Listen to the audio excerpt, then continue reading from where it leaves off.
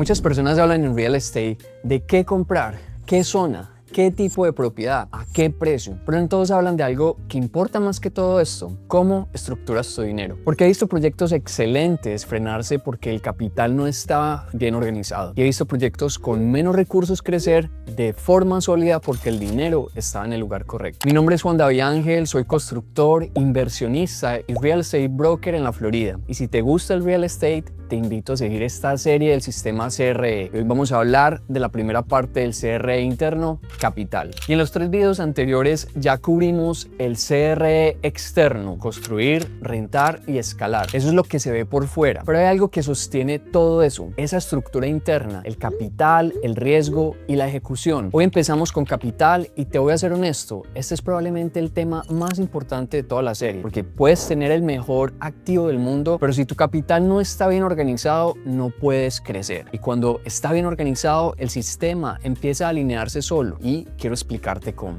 Y aquí, cuando la mayoría de la gente piensa en capital, piensa en una cosa: ¿cuánto dinero tengo para comprar? Pero en este modelo, capital es mucho más que eso. Es cómo lo estructuras, cómo lo proteges y cómo haces que cada dólar trabaje de forma más inteligente. Porque no se trata de tener mucho dinero para el real estate, se trata de tener el dinero organizado para que tu sistema funcione y pueda crecer. Y eso tiene varias capas que vamos a ir viendo una por una. Esa primera capa es algo que ya tocamos en el video de construir, pero aquí cobra otro significado. Cuando construyes bien, generas equity desde el día 1. Te lo explico con un ejemplo real. Una propiedad que te cuesta construirla $230,000 puede apreciar $280,000 cuando ya está terminada. Son $50,000 de equity que tú creaste, no porque el mercado haya subido, sino porque construiste con intención y estructura. Y ahora, algo importante: ese equity no se convierte automáticamente en cash para ir a comprar la siguiente propiedad. Si la propiedad vale $280,000 y el banco te financia el 80%, te presta $224,000. Tú invertiste $230,000 y prácticamente recuperas todo tu capital. Solo dejas una pequeña parte dentro del deal, pero te quedas con la propiedad y con el flujo de caja. Y todo esto es posible porque creaste ese equity desde el inicio. Como la construiste por $230,000 y el valor es $280,000, esos $50,000 de equity están acolchonando la diferencia. Es capital que no tienes que poner de tu bolsillo. Ya está ahí porque construiste bien. ¿Y eso qué significa para ti? Que cada vez que construyes bien, necesitas menos capital propio para sostener la estructura. Y eso es lo que hace que el modelo sea sostenible y escalable en el tiempo. No es dinero gratis, es una buena gestión. La segunda capa es algo que casi nadie habla, pero que cambia completamente las condiciones de juego: tu relación con tu banco, con tu prestamista. Y no me refiero a buscar la mejor tasa en internet y aplicar, me refiero a construir una relación real. Porque cuando un banco te conoce, ve tu historial, ve que cumples, ve que tus proyectos funcionan, empiezan a pasar cosas que no le pasan a todo el mundo. Puedes tener mejores tasas, mejores términos, más flexibilidad en condiciones,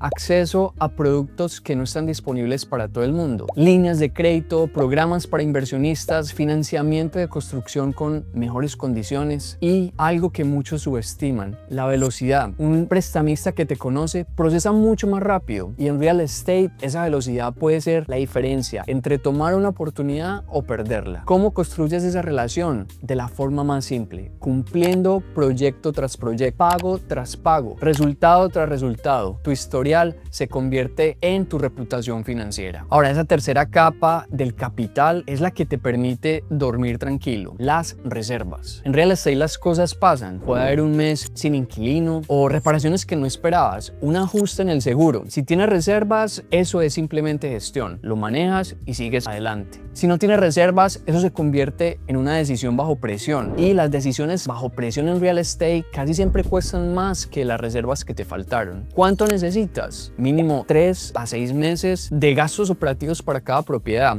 hipotecas, seguros, mantenimiento, impuestos. Si tienes eso separado, un imprevisto no te desestabiliza. Y lo más importante, sigues tomando decisiones con claridad. Eso es lo que hace que el sistema CRE funcione de verdad en el día a día. Y aquí hay una capa que muchos inversionistas ignoran, la parte tributaria, porque no es lo mismo lo que generas que lo que te queda. Y en real estate hay herramientas legales muy poderosas que pueden mejorar significativamente tu rendimiento real. La depreciación es una de ellas. El gobierno te permite deducir una porción del valor de la propiedad cada año como gasto, aunque la propiedad no perdió valor real. Eso reduce tu ingreso, que es taxable, y eso cambia tu rendimiento neto de una forma importante. ¿Cómo organizas tus activos? Si está a nombre personal, a nombre de una LLC o una corporación, eso también afecta cuánto pagas en impuestos y cómo proteges tu patrimonio. Hoy no vamos a profundizar en la mecánica tributaria en este video porque cada situación es diferente y necesitas a un buen contador, pero sí quiero que entiendas algo: el capital bien estructurado incluye la planificación fiscal desde el inicio, no después.